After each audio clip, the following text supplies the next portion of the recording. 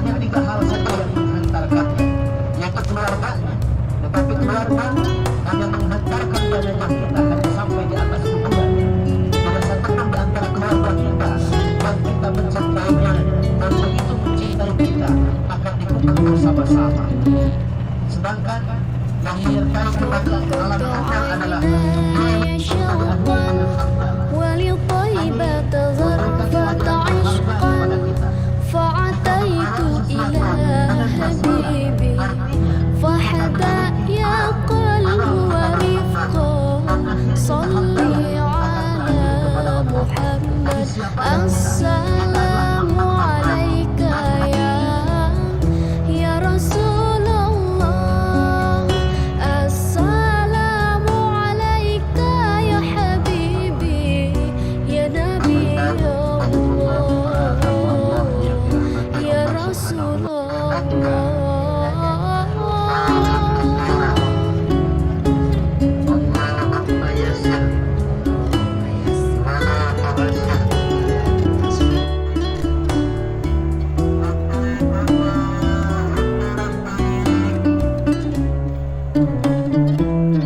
My heart is so full of longing.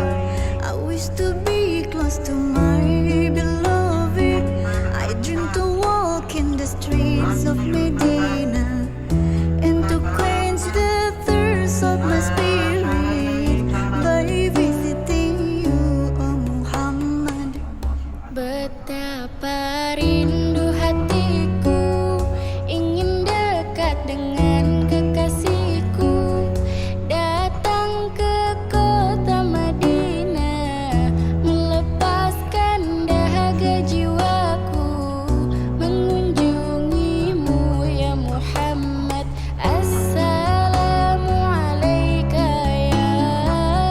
ya Rasulullah, assalamu alaika ya habibi ya Nabi Allah, assalamu alaika ya Rasulullah, assalamu alaika ya habibi ya Nabi Allah, ya Rasulullah. Ya Thaibatu jituki saban li Rasulillahi muhibba birraudati sakanat ruhi wa jiwaril hadi Muhammad. Oh Thaibah, your breeze is so blessed, indeed it brought life back to my spirit.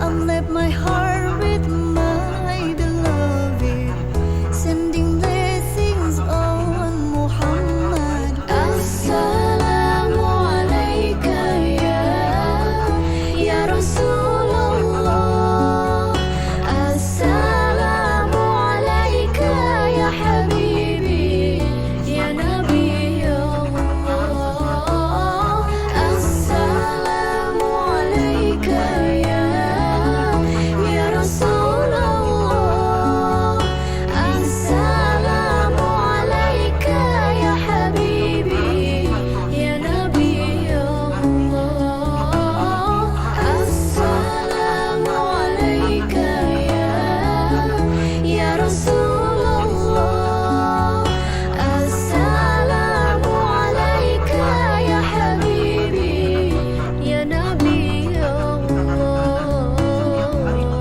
ya Rasulullah, ya Nabi Allah, ya hanya menghantarkan Rasulullah. jenazah kita hanya sampai di atas kuburan. Tidak satupun di antara keluarga kita yang kita mencintainya dan begitu mencintai kita akan dikubur bersama-sama. Sedangkan yang menyertai kita ke alam kubur adalah malikun, harta kita.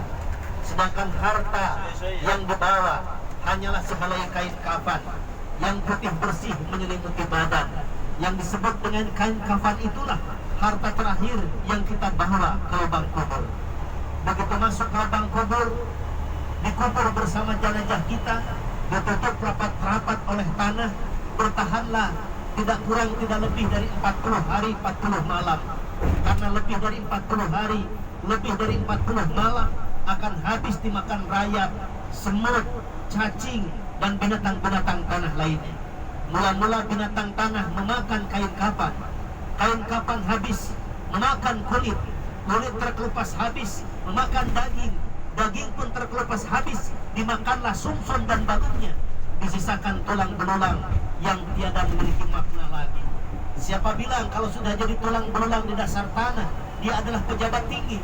Siapa yang akan mengakui kalau sudah jadi tulang belulang di dasar bumi, ini adalah orang yang tampan, orang yang cantik, orang yang ganteng, orang yang kaya, orang yang berpengaruh? Ketika sudah menjadi tulang belulang, hanyalah sebagai penghuni tanah yang tidak dihargai lagi oleh manusia. Bayatullah yang dirahmati Allah Subhanahu wa taala, sampai di situ kita bisa merenungkan dengan burung saja. Misalkan dengan burung cendrawasih, dengan bulunya yang bagus, suaranya bagus, harganya bisa jutaan rupiah. Tapi begitu cendrawasih mati, di air keras bikinkan figura yang indah, masih bertahan, bahkan harganya bisa ratusan juta rupiah. Sedangkan jenazah manusia sudah terkujur kaku dan membeku di dalam isi tanah, maka tiada arti dan tiada harga lagi. Pantas baginda Nabi pernah bersabda, "Innallaha la yanzuru ila suwarikum wala ila ajsamikum walakin yanzuru ila qulubikum wa amalikum." Sesungguhnya Allah tidak menilai jasadmu, hartamu. Yang Allah akan nilai adalah hatimu dan amalmu. Karena yang akan lestari mengikuti perjalanan ruh kita menghadap Allah adalah man atallah biqalbin salim, orang yang menghadap kepada Allah dengan hati yang selamat. Bismillah. Jadi siapakah kita? Bismillah, alhamdulillah, kita adalah makhluk Allah yang berasal dari Allah dan akan kembali kepada Allah. Sedangkan Allah adalah Khaliq dan wajibul wujud, yang ada mulai tanpa, yang awal tanpa mulai dan akhir tanpa penutup. Allah adalah Khaliq, sedangkan kita adalah makhluk. Di manakah kita sekarang berada? Dijawab oleh ayat Ar-Rahmanir Rahim, Maliki Yaumiddin. Kita sekarang berada di dalam genggaman kasih sayang Allah. Karena tanpa kasih sayang Allah, tidak mungkin kita menghirup udara segar pemberian Allah. Tanpa kasih sayang Allah, tidak mungkin kita bisa melihat gunung-gunung menghijau berpayungkan awan.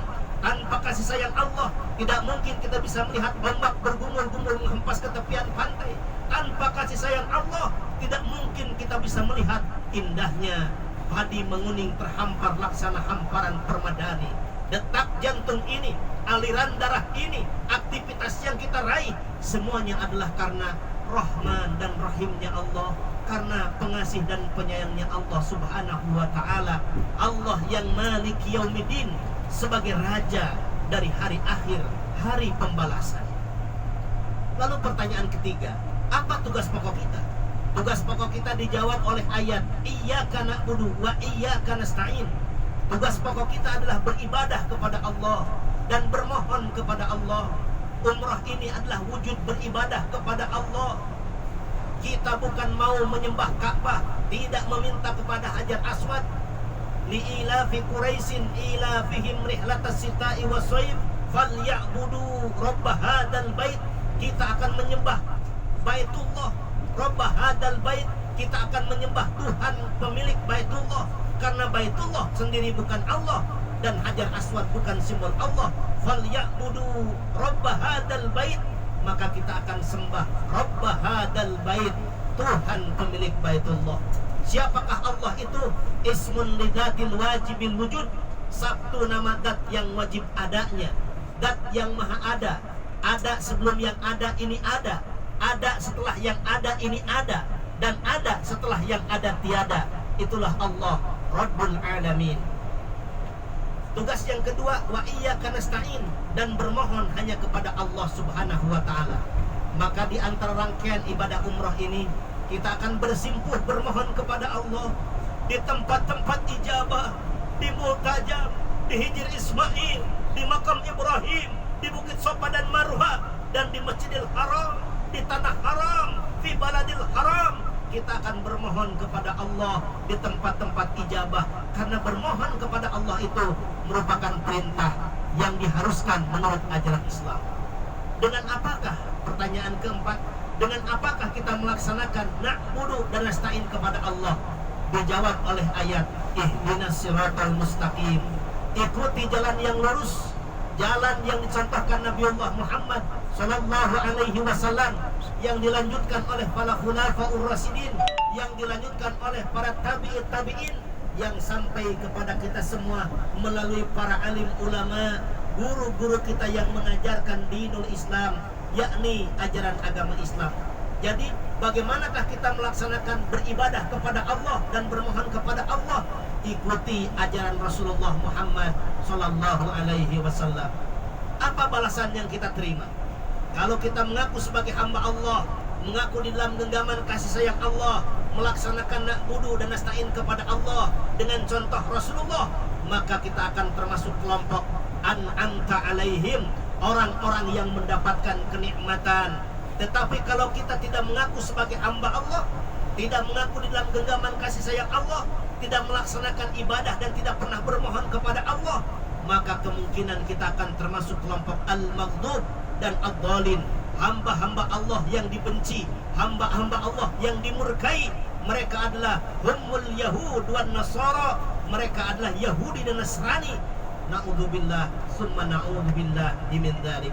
Inilah sab'ul masani, surah Al-Fatihah, sebagai penunjuk jalan untuk lebih mengenal diri kita masing-masing. Dengan mengenal diri ini, maka kita akan mengenal Allah Rabbul Alamin. Dengan mengenal Allah, maka kita tidak akan keliru ketika kita mengucapkan labbaik Allahumma umratan. Aku penuhi panggilanmu ya Allah untuk melaksanakan ibadah umrah. Karena kita sudah kenal Allahnya, maka kita akan mantap menghadap Allah subhanahu wa ta'ala. Amin, amin ya rabbal alamin. Labbaik Allahumma labbaik, labbaik Allahumma labbaik, labbaik la syarika laka labbaik, labbaik la syarika laka labbaik, innal hamda wan ni'mata laka wal mulk la syarika lak, la syarika lak,